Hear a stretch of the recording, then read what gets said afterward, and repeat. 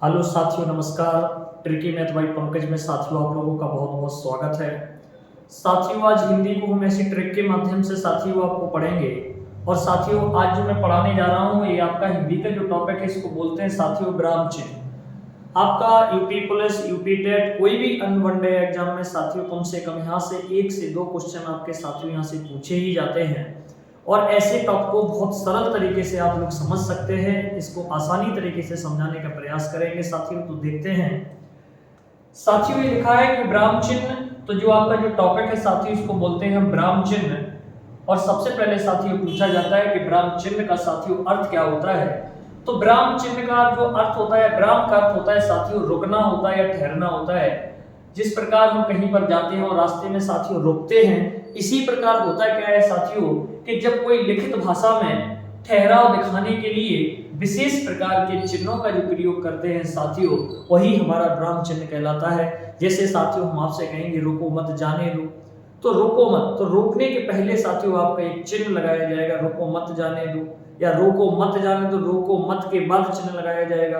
कहने का मतलब साथियों कि जब कोई भी भाषा को लिखित रूप में दर्शाने के लिए जब बीच में हम रुकना पड़ता है या ठहरना पड़ता है, उसमें जो हम चिन्ह लगाते हैं साथियों, वही चिन्हों को हम विराम चिन्ह कहते हैं। अब बात करते हैं साथियों ये चिन्ह कैसे होते हैं। सबसे पहले साथियों आपका जो लिखा है, एक साइड आपके चिन्ह का नाम लिखा है, एक साइड आपका जो चिन्ह का सिंबल बना हुआ है। सबसे पहले साथियों कभी आपसे पूछा जाए कि विराम चिन्ह का प्रयोग कहाँ करते हैं, तो ये आपका साथियों पहला है पूर्ण विराम। तो जो पूर्ण विराम है साथियों ये डंडा लगा देते हैं। तो कभी भी साथियों आपसे पूछा जाए, जैसे कोई हम पंक्ति लिखते हैं, कोई दोहा लिखते हैं, चौपाई लिखते हैं, तो साथियों उसके पीछे हम ऐसे लगा देते हैं। कभी कभी ये सिंगल आता है साथियों, कभी कभी ये डबल भी आ जाता है। तो ये पूर्ण विराम जो चिन्ह होता है साथियों, ये पंक्ति के अंत में लगाया जाता है। हो सकता है कभी सिंगल और कभी साथियों डबल।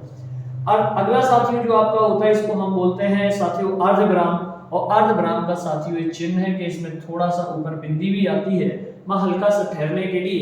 एक होता है साथियों अल्पविराम। अल्पविराम सीधा होता है साथियों, इसके ऊपर कोई भी बिंदी नहीं आती है।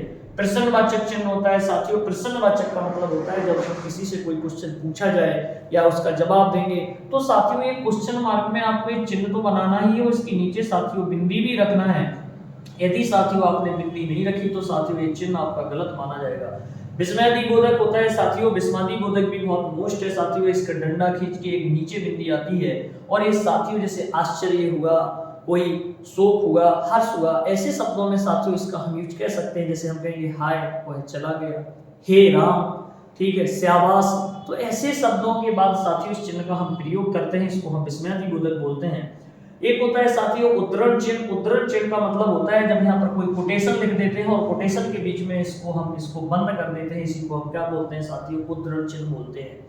एक होता है साथियों योजक चिन्ह होता है। योजक चिन्ह साथियों क्या होता है कि एक जे ना तो ज्यादा बड़ा होता है ना छोटा होता है। जैसे साथियों आपने देखा होगा द्वंद्व समास में जैसे माता पिता पापपन, उसके बीच में जो एक साथियों चिन्ह लगा होता है उसी को हम योजक चिन्ह बोलते हैं साथियों।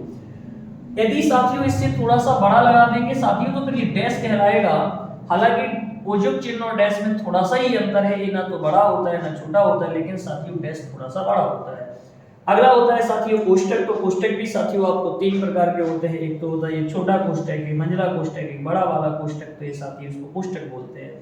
एक होता है साथियों हंस पद। और हंस पद का मतलब होता है कि साथियों इसको हम त्रुटि पद भी बोल सकते हैं। जैसे हमने कोई स्टेटमेंट लिखा है और स्टेटमेंट की लाइन यदि कोई साथियों छूट गई है तो हम उसको क्या करेंगे, उसको छोड़ के ऊपर लिख सकते हैं, इसी को हम बोलते हैं साथियों त्रुटि पद या हंस पद भी बोल सकते हैं।